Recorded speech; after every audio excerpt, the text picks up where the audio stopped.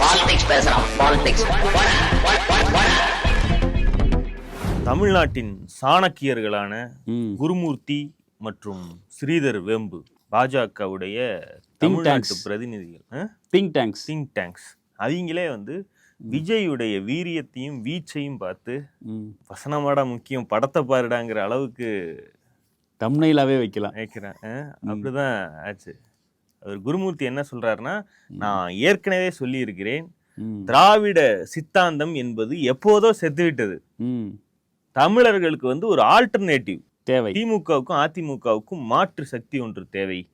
பிஜேபியுடைய அண்ணாமலையுடைய தலைமையில வந்து அது 2024 லைட்டா எந்திரிச்சு தலையை தூக்கி காட்டுச்சு. ஆனா வந்து மறுபடியும் உள்ளார போயிருச்சு 2026. வைல்ட் கார்டு என்ட்ரி வந்து வந்துச்சுன்னா, இப்ப நடக்கிறது இந்த மை ஆக்சிஸ் இந்தியா உண்மையாச்சுன்னா நான் சொன்ன மாதிரி அறிவிச்சிடலாம், டெத் சர்டிபிகேட் கொடுத்துடலாம் அப்படின்னு ரொம்ப இதை சொல்லுவதற்கு ஒரு ஆனந்தம் உள்ள இந்த கரடிக்கு வேணும்ல. அந்த அந்த சர்வே எடுத்தவன் அழுதான். அதே மாதிரிதான் ரிசல்ட் வந்த போதும் வந்ததுக்கு அப்புறமும் இவன் அழப்போறான். யதார்த்தமா திராவிட நாடு பத்திரிகைனா பழசு படிக்கும்போது அண்ணா வந்து சொல்றாரு, 57 பார்ப்பனர்கள் ஓட்டு போடுறதுக்கு, திமுகவுக்கு ஓட்டு போடுறதுக்கு தயங்குறீங்க, எதிர் சைடு வந்து காங்கிரஸ் இருக்கு, ஆனா காங்கிரஸ் கூட பெரியார் இருக்காருன்னு ஒரு அச்சமும் உங்ககிட்ட இருக்கு. நாங்கள் வந்து பார்ப்பனர்களுக்கு விரோதி இல்லை, நாங்க இந்த நிலப்பரப்புல பார்ப்பனர்களும் கூடி வாழலாம்ன்ற ஒரு இதுல தான் இருக்கோம், ஒன்றும் பண்ண மாட்டோம். ஆனாலும் பெரியார் இருந்தும் அவர்கள் ஆதரிச்சதை யாருன்னா காங்கிரஸ் தான் ஆதரிச்சாங்க பாப்பானுங்க. அதுதான் வந்து 2000 years ஆஃப் அவங்களோட சர்வைவல் சீக்ரெட். ஸ்ரீதர் வேம்பு என்ன சொல்றாருன்னா, ஒரு செக்யூரிட்டி கேட்டார் டெல்லி ஏர்போர்ட்ல. ஒடிசாவை சேர்ந்தவர் அந்த நபரு. அவர் வந்து என்னுடைய உடைகளை, நடைகளை, பாவனைகளை எல்லாம் பார்த்துட்டு நான் தமிழ்நாட்டை சேர்ந்த ஒரு ஆசாமி என்பதை புரிந்து கொண்டு, சார் விஜய் தளபதி வின் பண்ணிடுவாரா அப்படின்னு கேட்கிறார். சீமான் ஏர்போர்ட் காமெடினா சொல்லுவான்ல, அது மாதிரிதான் இருந்துச்சு படிக்க 2024 வந்து இதே மாதிரி கேட்டிருந்தா ஒருத்தன் அண்ணாமலை ஜெயிச்சிருவாரான்னு கேட்டிருப்பான். நீங்க அந்த இடத்துல நீங்க வந்து பொருத்திடுறாங்க விஜய. 2 நாட்களுக்கு முன்பு ஒரு அரசியல் ரீதியாக நல்ல விஷயம் தெரிஞ்ச ஒரு விவசாயி, not a very big movie fan, அவர் சொல்கிறார், விஜய் வந்து சர்ப்ரைஸ் கொடுக்க போறார் நம்ம பூத்துல. நீங்க நம்ம பூத்துன்னு எதை சொல்றாங்கன்னு தெரியல, பட் அவங்க பூத்துல வந்து விஜய் சர்ப்ரைஸ் கொடுக்க போறார். அவர் வந்து கடந்த முறை அண்ணாமலையுடைய வாலண்டியராக இருந்தவர். அதே போல துக்ளக்குடைய அனாலிசிஸும் என்ன சொல்லுதுன்னா, ரீசெண்டா Vijay phenomenon in Tamil Nadu should not be dismissed as movies are glamour. வெறுமனே சினிமா கவர்ச்சி என்றோ நான் வந்து ஒதுக்கி தள்ள முடியாத ஒரு பினாமினான் விஜயிடம் இருக்கிறது என்று துக்ளக் சொல்கிறது. Lot of people from various walks of life are pouring their hope for a change on him. மாற்றத்துக்காக பல்வேறு தரப்பிலிருந்தும் நம்பிக்கையை தெரிவிக்கிறார்கள் அப்படின்னு. அதாவது மோடி அமித்ஷாவை கை கழுவுறாங்க. மோடி இருக்கிற இடத்துல விஜயையும் ஆதவையும் வச்சு பாக்குறாங்கன்னு தானே நம்ம எடுத்துக்கணும். இதை வேம்பு ஃபைனலா என்ன சொல்ற அப்படின்னா, இப்போதும் சொல்கிறேன், திமுகவோ அதிமுகவோ தான் வெற்றி பெறப் போகிறது. ஏனென்றால் அவர்களுடைய கட்டமைப்பு ரீதியான பலமும் அவர்களுடைய வாக்கு வங்கியும் வைத்து பார்க்கும்போது அவங்க தான் வெற்றி பெறப் போகிறார்கள். ஆனா விஜயுடைய பொலிட்டிக்கல் ரைஸ் இது வந்து ரிமார்க்கபிள் சேஞ்ச். இந்த படத்துல சிவாஜியில சொல்லுவாங்கல்ல, ஊரே சலவைக்கு போட்டாப்புல இருக்கு. அது மாதிரி இவ்வளவு குறுகிய கால இடைவெளியில் இப்படியான ஒரு எழுச்சியை, வளர்ச்சியை பார்க்கறது வந்து மிகப்பெரிய ஆச்சரியமாக இருக்கிறது அப்படின்னு. இப்போ இவங்க 2 பேரும் வந்து ஒரே புள்ளியில் ஒரே நாளில் இப்படியான கருத்துக்களை தெரிவிக்கிறார்கள். இதெல்லாம் வெறுமனே இந்த ஓட்டுப்பதிவுக்கும் ஓட்டுப்பதிவு எண்ணுவதற்கும் இடைப்பட்ட நாட்களில் ஊடகங்களில் பேசப்படுகிற ஸ்பெகுலேஷன்ஸை வைத்து இப்படியான 2 மூளை வலிமை மிக்க 2 நபர்கள் பேசிக்கொண்டிருக்கிறார்கள் என்றால் வாட் இஸ் குக்கிங் அப்படிங்கிறது தான் கேள்வி. இப்போ பவன் கல்யாண் வந்தப்ப இந்த பெரிய எலிவேஷன் கிடையாது. அதுக்கப்புறம் வந்து அவன் எந்த சார்ட் ஆஃப் ஒர்க் பண்ணுறான், எந்த ஜோனில் ஸ்ட்ராங்காக இருக்கான்றதை ஐடென்டிஃபை பண்ணிட்டு, சரி பிஜேபி எங்கே நேரடியாக வர முடியாது, பெருசாக வளர முடியாதுன்ற இடத்துல பவன் கல்யாண்ன்ற வந்து ட்ராஜன் ஹார்ஸா ஜெகனுக்கு எதிராக கொண்டு வரல, சந்திரபாபு நாயுடுக்கு செக் வைக்கிறதுக்கு தான் வந்து அவனும் வந்துட்டு இருக்கான். இப்போ 2 பேரும் அலையன்ஸில் இருந்தாலும் டெய்லி இவன் பண்ணுற நொட்டோரியஸ் தனத்தை அந்தால தாங்கிக்க முடியல. அதே மாதிரி தான் எல்லாரும் நினைக்கிற மாதிரி விஜய் ட்ராஜன் ஹார்ஸா திமுகவுக்கு எதிராக கொண்டு வரல. பிஜேபியை இங்கே இன்டைரக்டா உட்கார வைக்கணும். அதுக்கு இடைஞ்சலா இருக்கிறது ஏடிஎம்கேன்றனால தான் அந்த இடத்துல விஜயை வளர்த்துறாங்க. 2018-19 வந்து இன்னொன்று ஆபரேஷன் டிராவிடா, இதுக்கு வந்து இத்தனாயிரம் கோடி ரூபாய் வந்து செலவு பண்றோம் அப்படின்றப்ப இவன் மேல பெட் கட்டுறாங்க. இப்போ இவன் ப்ரூவனா ஒரு 10 to 15% மேல வர மாதிரி இருக்குன்றனால ஓகே புது பர்ஸ் கிடைச்சிருச்சுன்றதான் இந்த சமயங்கள் எல்லாம் தெரியுது. இவர்களுடைய அரசியல் புரிதல், அறிவு, ஆலோசனை எல்லாம் எந்த லட்சணத்துல இருக்கும்னு கிட்டத்தட்ட 7-8 வருடங்களாக நாம பார்த்து வரோம். குறிப்பா இப்போ குருமூர்த்தி எல்லாம் தர்மயுத்த எபிசோடு காலத்திலிருந்து இவருடைய ஆலோசனையுடைய லட்சணங்களை எல்லாம் தமிழ்நாடு பார்த்து கொண்டிருக்கிறது. இவர்களுக்கு கள நிலவரம் புரியாது. இவர்கள் வந்து அக்ரகாரத்து எக்கோ சேம்பருக்குள் வாழ்பவர்கள் அப்படிங்கிறது, முட்டாள்கள்ங்கிறதெல்லாம் எந்த அளவுக்கு நிஜமோ அதே அளவுக்கு உண்மை. இவர்களைத்தான் டெல்லி டீப் ஸ்டேட் வந்து மிக நம்பகமான ஆட்களாக தமிழ்நாட்டுடைய அரசியலை பற்றி அறிந்து கொள்வதற்கு, இவர்கள் வாயிலாக அறிந்து கொள்வதைத்தான் அவங்க நம்புறாங்க. பியூஷ் கோயல் எல்லாம் வந்து கிட்டத்தட்ட தெண்டனிட்டு விழுந்து இவங்க வீட்டுல வந்து கும்பிட்டு போறாரு தேர்தலுக்கு முன்பு. ஆமா, அந்த அளவுக்கு அப்ப அவர் பியூஷ் கோயலை தான் என்டிஏ தமிழ்நாட்டு தேர்தலுக்கு கிட்டத்தட்ட பொறுப்பாளர் ரேஞ்சுக்கு போட்டு அவரை தான் எல்லாம் பார்க்க. அவர்களே இப்படி வந்து சொல்லுங்க சுவாமி வாங்கி குடிச்சிட்டு போறாங்கன்னா அப்ப இவருடைய பவர் என்ன, இவருடைய வாக்கு அங்கு எவ்வளவு எடுபடுதுங்கிறதுக்கு இது ஒரு இல்ல. இப்ப ஒரு 41 மரணங்கள் நடந்திருக்கு.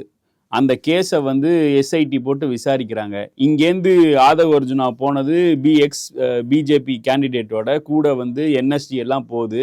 இவ்வளோ தூரம் ஃபெசிலிட்டி. அப்பயே ஒரு நியூஸ் வந்தது, Gurumurthy is in tax with Vijay அப்படின்னு. இது எல்லாம் இவங்க ஆதரவு இல்லாம இந்த அளவு நடக்குமா? இத்தனைக்கும் அந்த தீர்ப்புல வந்து அவங்க கேட்காததெல்லாம் கிடைச்சிது. சிபிஐ விசாரணைன்றது மதுரையில வந்து அவங்க வச்ச பிரேயர், டெல்லியில வச்ச பிரேயர் வந்து ஜட்ஜு தலைமையில வந்து ஒரு கமிட்டின்னு. ஆனா அவங்க கேட்ட எல்லாமே கிடைக்குது அப்படின்னா இவர் இந்த கும்பல் ஆசி இல்லாம அது கிடைக்கிறதுக்கான வாய்ப்பே இல்லை. விசில் சின்னமும் சரி, அது 2 மாநிலங்கள்ல கிடைப்பதும் சரி, எல்லா தொகுதிகளுக்கும் கிடைப்பது, இது எல்லாமே இந்த மாதிரியான ஒரு ஆசீர்வாதம் இல்லாம. அந்த ஆசீர்வாதத்துக்கான காரணம் என்பது கைத்த கட்டி நாயை ஆத்துக்குள்ள இருக்கிற மாதிரி எவ்வளவு தூரம் போகுதோ போகட்டுங்கிற அளவுக்கு ஆழம் பார்ப்பதற்கு தான் இந்த வேலையெல்லாம் பண்றாங்கன்னு வச்சுக்கோங்க. இப்போ இதுல வந்து நம்ம சொன்ன மாதிரி ஆபரேஷன் திராவிடாங்கிறது ஒரு பிளானாக இருக்கிறது அவர்களுக்கு என்றால் இதில் எந்த அளவுக்கு அவரை பயன்படுத்தி கொள்ள முடியும்? திமுக மீது அடிவயிற்றிலிருந்து வெறுப்பை கக்கக்கூடிய ஒரு புதிய தரப்பை தமிழ்நாட்டில் கடந்த 10 வருடங்களுக்கு மேலும் இவர்களால் உருவாக்கவே முடியாது. ஜெயலலிதா இருந்த வரைக்கும் திரும்ப திரும்ப அதை சொல்லி அந்த இருதுருவ அரசியல்ல தன்னை கூர்மைப்படுத்திக்கிறதுக்காக முடிஞ்சவுடைய, அதற்கு பிறகு கலைஞருடைய மரணத்துக்கு பிறகு, ஜெயலலிதாவுடைய மரணத்துக்கு பிறகு தமிழ்நாட்டில் ஒரு அரசியல் தரப்பை, ஒரு பெரிய பேக்கெட்டை திமுகவை எதிர்ப்பது மட்டும்தான் உங்களுடைய முதல் வேலை அப்படின்னு இவர்களால் உருவாக்கவே முடியல. ஆல்ரெடி காலகாலமாக இருக்கக்கூடிய 3% மட்டும்தான் அந்த வெறுப்பு இருக்கே தவிர தமிழர்களுக்கு அதை உருவாக்குவதற்கு முடியல. இதை செய்வதற்கு சினிமா நடிகர்களை வைத்து சாதிக்க முடியுமாங்கிறதா இவங்க பிளான்ல தொடர்ச்சியாக இருந்தது.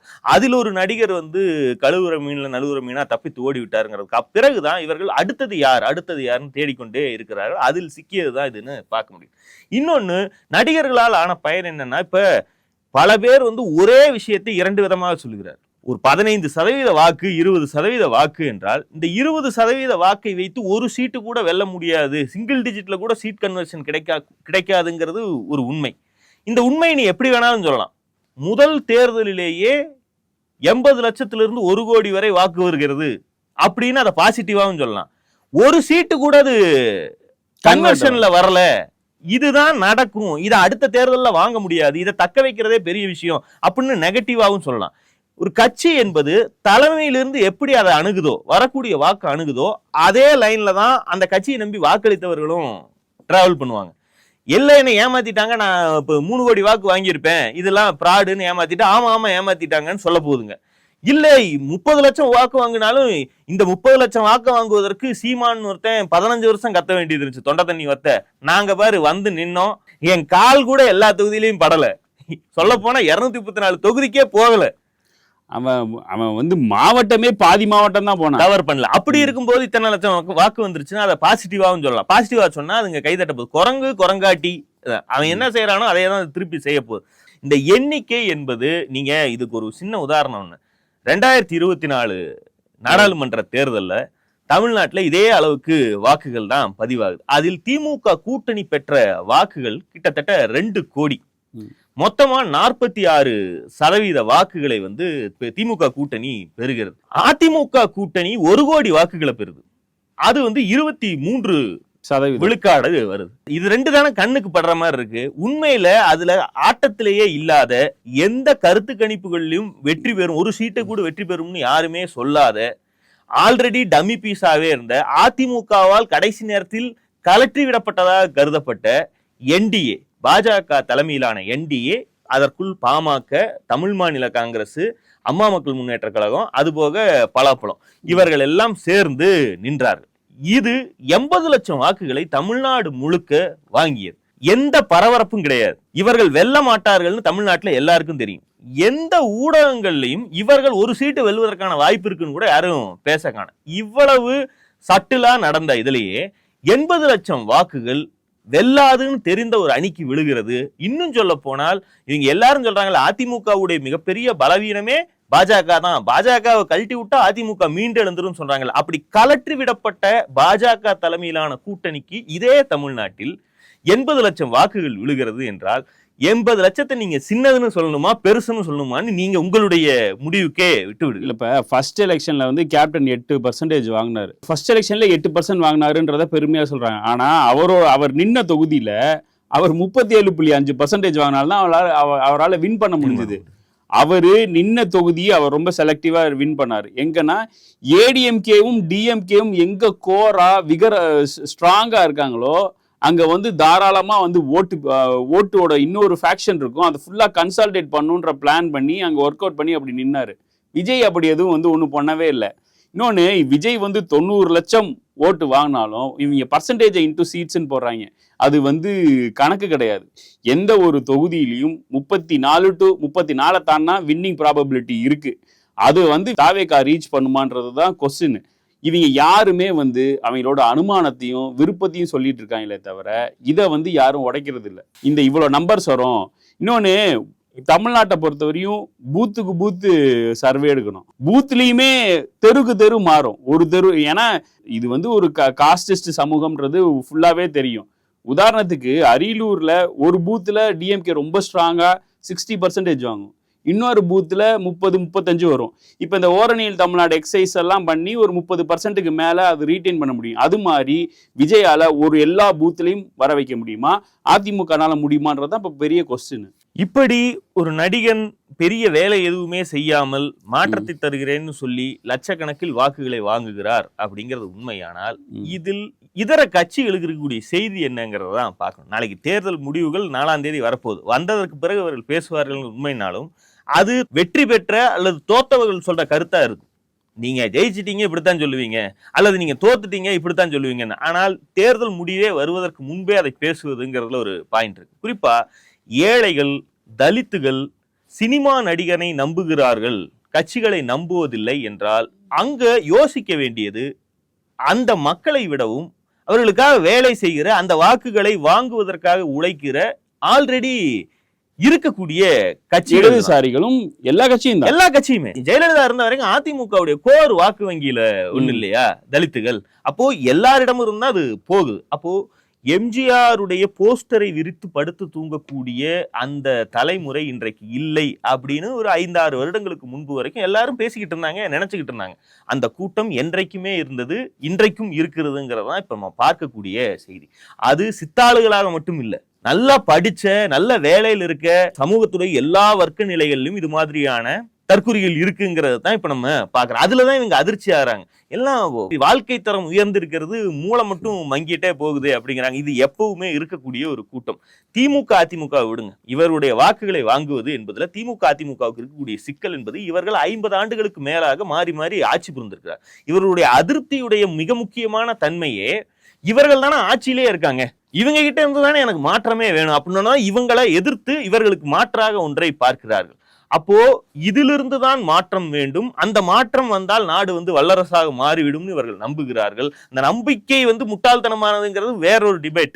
ஏன்னா இவர்கள் நம்பிக்கை பெறுவது எப்படிங்கிறதான அரசியலுடைய வேலை. அப்போ சீமான் மாதிரி ஆட்கள் அவங்களுக்கு தான் இந்த மாற்றம் வந்துருக்கு. இந்த மாற்றம்ங்கிற வடைய சுட்டிருக்க வேண்டிய ஆள், நீ சுட்டுக்கிட்டு இருந்த ஆள் நீ ஆட்சிக்கே வரல, உன்னை ஏன் மாற்றமா பார்க்காம சினிமா நடி நான் பாக்குறாங்க அப்படிங்கிறது சீமானே தான் புலம்புறாரு. நான் மேல எலும்பி வந்தேன், கமலையா வந்தாரு, பிடிச்சி அமுக்கி விட்டீங்க. திரும்பி நான் 8% மேல வந்தேன், தம்பி வந்து என்ன அமுக்கி விட்டான் அப்படின்னு சீமானே புலம்புற அளவுதான் இருக்கு. இந்த ஸ்ரீதர் வெம்பு இந்த கும்பலுக்கே திருப்பி வரணும். மத நல்லிணக்க விழாவா கிறிஸ்துமஸ்க்கெல்லாம் அறநிலையத்துறை அமைச்சர் போனா அவருக்கு இவங்க பட்ட பேர் வைக்கிறாங்க. இவர் வந்து கிறிஸ்டினு, அல்லேலூயா அப்படின்னு. இந்த படம் கூட நம்ம ஒரு தடவை விமர்சனம் பண்ணப்ப இது பண்ணோம். இவன் வந்து எலெக்ஷனுக்கு முன்னாடி ஒரு முதலமைச்சர் கேண்டிடேட்னு இருக்கவன் எல்லாரும் செகுலரிசம் மெயின்டைன் பண்ணும். சரி, ஓகே, நீ எல்லாத்துக்கும் போன. விஜய் வந்து முட்டி போட்டு நடந்ததுக்கு எந்த பிஜேபி காரனாவது கிரிட்டிசைஸ் பண்ணானா?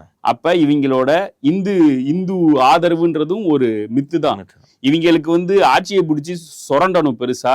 அதானியும் அம்பானியும் வளர்றதா இவங்களோட அல்டிமேட் எய்ம். அதுக்கு வந்து டூல் தான் வந்து இந்த இந்து ஆதரவு எல்லாம், திருப்பரங்குன்றம் இஷ்யூ எல்லாமே. சீமானுடைய பிரச்சனைனா சீமான் இன்க்ளூசிவ்னஸா அரசியலையே நடத்துவதில்லை. நீ ஒரு நாட்டுல எல்லாத்திட்டையும் வாக்கு வாங்குன்னு சொன்னா இதுல 40% எனக்கு ஓட்டு போடாதீங்க, நீங்க எல்லாம் வந்தேறீங்கன்னு சொன்னா கிட்டத்தட்ட பல்வேறு சாதி குழுமங்களை நீங்கள் தமிழர்களே கிடையாதுன்னு விலக்கி வைக்கும்போது ஆட்டோமேட்டிக்கா நீ வேலை செய்யறதே அவங்க வாக்க வாங்குறதுக்கு இல்லைங்கிற மாதிரி. விஜயவே நீ வந்து உதாரணத்துக்கு சீமான் விசஸ் விஜய்னு பார்த்துட்டா, விஜய் தமிழ்நாட்டில் இருக்கக்கூடிய எல்லாரும் எனக்கு ஓட்டு போடுவாங்கன்னு சொல்ற. நீ எதிரியா யாரை கட்டமைக்கிறேன்னா திமுகவுடைய தலைமையும் எதிரியா கட்டமைத்து ஆல்ரெடி இந்த வெறுப்பில் ஊறி போயிருக்கக்கூடிய அதிமுக ஆதரவு வாக்குகளை நான் நல்லா அந்த கடிக்கிற வேலையை செய்யறேன், நீங்க எங்கிட்ட வாங்க, அம்மா இருந்தப்ப எப்படி கடிச்சது அதே அளவுக்கு நானும் பல்லு ஷார்ப்பா வச்சிருக்கேன், கடிச்சு காட்டுறேன்னு சொல்லி கூட்டிட்டு போற வேலை. இதுதான் உருப்படுறதுக்கான வேலை. இந்த எண்ணிக்கை வருது. சீமான் புலம்புறது வந்து புலம்பி பிரயோஜனம் இல்ல. நீ 8 குத்துக்கு இளைய பையன் தம்பிங்கிற நீ கத்துக்க வேண்டாமா? இல்ல, கடைசியா ஞானோதயம் எலெக்ஷன் 2 நாள் முன்னாடி வருது. நம்ம வந்து தமிழ் தேசியம் பேசிட்டு மற்ற இனக்குழுக்களை பகச்சிக்க கூடாது, பிறமொழி பேசுபவர்களை இகழக்கூடாது. டேய், இத வந்து நீ வந்து எலெக்ஷன்ல இருந்து யோசிச்சிருக்கணும். நம்ம ஆளுகளே நிறைய பேர் சொல்றாங்கல்ல, இந்த மாதிரி முதல் தலைமுறை வாக்காளர்களை கவருவதற்கு நாம திராவிட இயக்கம் ஏதாவது செய்யணும், திமுக ஏதாவது செய்யணும் அப்படிங்கிறாங்க. உண்மையில முதல் தலைமுறை வாக்காளர்களை கவருவதுங்கிறது உண்மைதான், அது செய்யணும், அது செய்து கொண்டுதான் இருக்கிறார்கள். அதிமுக தான் கிட்டத்தட்ட அதுல மிகவும் பின்தங்கி போயிருச்சு. அவங்க விட்ட கேப்ப நாம் தமிழர் வந்து ஃபில் பண்ணிட்டு இருக்கிறத கடந்த சில வருடங்களா பாக்குறோம். திமுகவுக்கு இளைஞர்கள் இன்டேக் வந்து 19 வருது, வர தொடங்குது. இன்னொன்னு, இந்த மாதிரி சினிமா கவர்ச்சி மட்டும் இல்லாமல் எந்த விதமான தீவிரத்தன்மையும், அரசியல் தீவிரத்தன்மையும் வந்து படித்த இளைஞர்களை வந்து ஒரு கட்சியை நோக்கி இழுக்கும். இனமானம், தமிழ் பிரைடு, இது மாதிரியான தீவிரத்தன்மைகளும் அவர்களை வந்து உள்ள இழுத்துட்டு வரும். அப்படிதான் திமுகவுக்கு இளைஞர்கள் வருகிறார்கள். பெண்களுக்கு நீங்க பாத்தீங்கன்னா பெண்களுக்கு தேவை எமோஷனல் கனெக்ட். ஜெயலலிதா இருந்த வரைக்கும் ஜெயலலிதா ஒரு பெண், நம்மளாலாம் செய்ய முடியாதது இந்த இவங்களை எல்லாம் தூக்கி காலில் போட்டு உழுக வைக்குது, அதை பண்ணுதுங்கிற அந்த எமோஷனல் கனெக்ட். பெண் என்றும் பாராமல்னு அது ஒப்பாரி வச்சா அந்த விக்டிம் கார்டுக்கு அவங்க கிட்ட ஒரு மவுஸ் இருக்கு, இதெல்லாம் நடந்துட்டு இருந்துச்சு. இதற்கு தேவை, இவர்களை கனெக்ட் செய்வதற்கு தேவை ஒரு எமோஷனல் கனெக்ட். அதிமுக இதெல்லாம் கோர்ஸ் கரெக்ஷன் செய்து மாற்றிக்கொள்ளுமா என்றால் அதற்கு விடையே இல்லை. இல்ல, இதெல்லாம் பிரச்சனை இருக்குன்றதே எடப்பாடிக்கு இன்னும் புரியல. லாஸ்ட் 45 டேஸ்ல விஜயை வச்சு ஏடிஎம்கே 3 ஸ்டாண்ட் எடுக்குது. கூட்டணிக்கு வருவாரு அப்படின்ட்டு எடப்பாடி வந்து ஜனவரியிலேருந்து சொல்லிட்டு இருந்தார். அதுக்கப்புறம் வந்து விஜய் வந்து டிஏஎம்கே உருவாக்குன பி டீம் அப்படிங்கிறாரு. இன்னைக்கு கடைசி அவங்களோட எடுத்த ஸ்டாண்ட் என்னன்னா, நாங்களும் விஜயும் சேர்ந்து ஆட்சி அமைப்போம். எப்படி நம்புவோம்? உன்னோட கிரெடிபிலிட்டி தான் என்ன? போற வழியில போவோம், எது வந்தாலும் பார்ப்போங்கிற மாதிரியான ஒரு நிலைப்பாடு.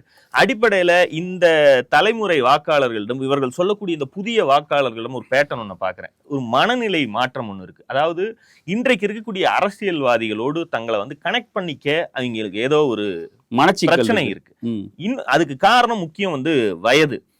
தங்களை அந்த அரசியல்வாதிகள் என்னவாக முன்னிறுத்திக் கொள்கிறார்கள் அப்படிங்கிறதே இவர்களுக்கு இந்த ரீல்ஸ் தலைமுறைக்கு ஒரு மனவிலக்கத்தோடு இருக்கு.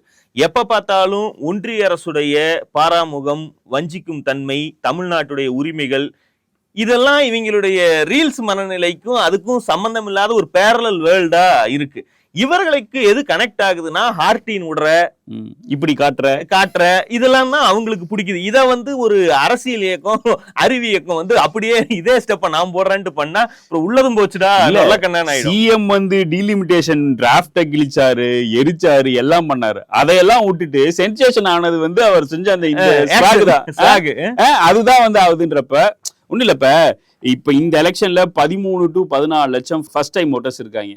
கன்சாலிடேட்டடா அடுத்த எலெக்ஷன்ல பார்த்தா 25 வயசு நிரம்பிய வாக்காளர்கள்னா 25 லட்சம் 2031. இவங்களுக்குன்னு ஒர்க் அவுட் பண்ணும். இவங்களுக்கு நீ நம்ம சொல்ற மாதிரி கீழடி பிரேட் எல்லாம் இவங்களுக்கு புரியாது. நம்ம சொல்றோம் இரும்பின் தொன்மை 5000 வருஷம், தமிழன் தான் முதல்ல. இதுக்கு ஒரு செக்டர் இருக்கு, அதை நீங்க அப்சர்வ் பண்ணிட்டீங்க. இதை கூட அப்சர்வ் பண்ண முடியாம அதிமுகன்னு ஒண்ணு இருக்கு. இதையெல்லாம் இதுக்கு முன்னாடி அப்சர்வ் பண்ணிட்டு இருந்தது நாம் தமிழரும் மக்கள் நீதி மையமும். அதுக்கு காலகாலமா ஒண்ணு வந்துகிட்டு இருக்கு. இதற்கெல்லாம் வெளியே தான் வெறுமனே ரசிக மனநிலை மட்டும் இருப்பதை காந்தத்தை தூக்கி மண்ணுல போட்டா உறிஞ்சிட்டு போற மாதிரி ஒரு ஆள் உறிஞ்சிட்டு போற. அப்போ இதற்குடைய மனநிலை உளவியல் சிக்கல் என்னன்னு ஒண்ணு பார்க்கணும். முதல்ல ஒரு 20 வருடங்களுக்கு முன்பு வரைக்கும் நாமெல்லாம் சிறு பிள்ளைகளாக இருந்த வரைக்கும் அப்பா என்ற கேரக்டர் மீதான மரியாதைங்கிறது என்ன? அப்பா குடும்பத்துடைய பிரெட் வின்னர். அப்பாவுக்கு நம்மளை விட விஷயம் அதிகம் தெரியும். அப்பா ஒரு முடிவு எடுத்தால் அது இந்த குடும்பத்துக்கும் நமக்கும் நல்லதாகத்தான் எடுப்பார். அடிக்கிறாரு, கொல்றாரு, திட்டுறாருங்கிறதெல்லாம் ஒரு பார்ட்டா இருந்தாலும் ஒட்டுமொத்தமா மதிப்பிடும் போது அவர் நல்லதுக்கு தான் செய்வார். அவர்கிட்ட சிக்கிக்க கூடாது, நம்ம தான் தப்பு பண்றோம், அவர் கரெக்டா தான் பண்றாருங்கிற மனநிலை இருக்கும். இது 2000ங்களுக்கு பிறகு கொஞ்சம் கொஞ்சமாக மாற்றம் அடையுது, குறையுது. அதுக்கு முக்கியமான காரணம் இந்த அப்பாக்களே பையன் போன வச்சுட்டு ஏதாவது சில்லுண்டி வேலை பண்ணிட்டு இருந்தா அவன் என்னமா விளையாடுறான், ஒத்த கையில விளையாடுறான்டான்னு பெருமையா பார்க்க ஆரம்பிக்கிறார். இந்த அப்பாக்களுக்கு கையெழுத்து போட சொல்லி கொடுத்த காலம் வரைக்கும் அது ஓகே. அதற்கு பிறகு அப்பாக்களுக்கு உடையை இவர்கள் தீர்மானிப்பது, பிளைட்ல கூட்டிட்டு போவது, நல்லா சம்பாதிக்க ஆரம்பித்த பிறகு எல்லாத்தையும் செய்து கொடுக்கும் போது இந்த பிள்ளைகளுடைய மனநிலை என்ன ஆகுதுன்னா, அப்பாங்கிறவர் பிரெட் வின்னர் தான், அவர் தான் நம்மளை உருவாக்கி இருக்காரு, எல்லாம் ஓகே. ஆனா அவருக்கு அறிவு கொஞ்சம் கம்மி, அவருக்கு எதுவும் தெரியாது. நாம தான் அவருக்கு சொல்லி கொடுக்குறோம். ஏன்னா நாம தான் நவநாகரிக மனிதர்கள், நமக்கு தெரிந்ததுல பாதி கால்வாசி கூட அவருக்கு தெரியாது. அவர் ஒரு பூமர். அவரை நாம தான் நல்வழிப்படுத்தி உருப்படுறதுக்கான வழி தேடி சொல்லி கொடுக்கணுங்கிற ஒரு தலைமுறை வந்துருச்சு. சொந்த அப்பனுக்கே இவங்க கிட்ட இருக்கக்கூடிய மரியாதைங்கிறது தான்.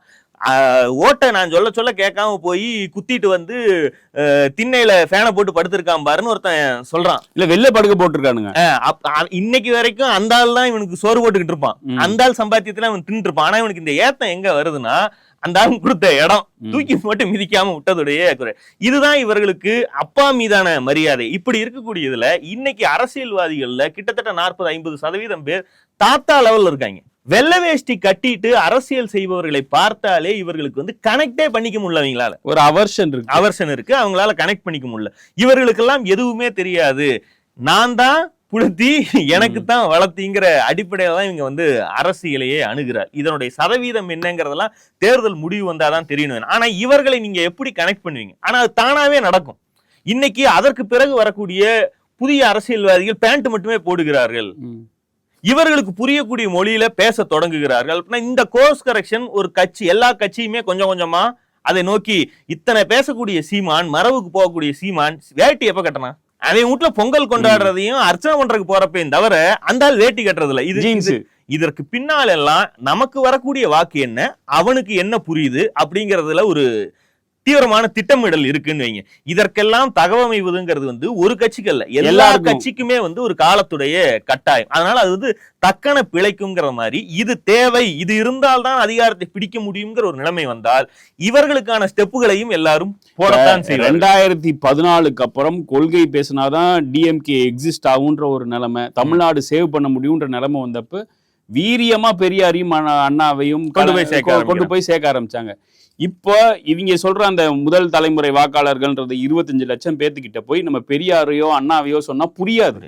கேலரிக்கு ஆட முடியாது. முதல்ல அரசியல் என்பது ஊரே போய் நீங்க மாட்டுக்கு பண்டுதம் பார்க்கலான்னு மெரினால உட்கார்ந்தீங்கன்னா அங்க போய் நானும் உட்கார்றேன்னு உட்காருவதற்கு ஒரு அறிவிக்கம் தேவையில்லை. அப்ப நீட்டுக்கு எதிராக போராட்டம் பண்ணுச்சுன்னா அதனால எந்த நஷ்டமும் இல்ல. அதை செய்வதற்கு தான் ஒரு கட்சி தேவை. இதை செய்வதற்கு பல பேர் இருக்கிறார். இப்ப 2019 யங்ஸ்டர்ஸ் உள்ள வந்ததுக்கு காரணம், எடுத்தோன்னே இப்ப இருக்கிற டெப்டி சிஎம் திராவிட பாசறையெல்லாம் நடத்தல. அவர் என்ஜிஓ கைண்ட் ஆஃப் ஆக்டிவிட்டிஸ் பண்ணாரு. இந்த குளத்தை தூர் வர்றது, சுத்தம் பண்றது, அதுல ஓகே நம்ம யங்ஸ்டர்ஸ் நம்ம இப்படிதானே ஒரு தலைவர் எதிர்பார்த்தோன்றப்ப அதுலதான் உள்ள வந்ததுக்கு அப்புறம் இதெல்லாம் சொல்லி கொடுத்தாங்க. பெரியார் என்ன பண்ணாருப்பா, அண்ணா இது பண்ணாருப்பா அப்படின்ற. அந்த மாதிரி அடுத்த தலைமுறைக்கு ஸ்போர்ட்ஸா கூட இருக்கலாம், டர்ஃப் டோர்னமெண்ட்ஸ் நடத்தலாம், ஏதோ பண்ணலாம். அந்த மாதிரி தான் யோசிக்கணுமே தவிர அவனை நீ அரசியல், இந்த இலக்கியவாதிகள்னா ஃபேஸ்புக்ல நான் பாக்குறேன், அவனை அரசியல் படுத்து அப்படின்னா அவன் விஜய் காம்ப கடிக்கணுங்கிறான்டா, அவனை எப்படி அரசியல் படுத்துறது சொல்றா புரியல எனக்கு.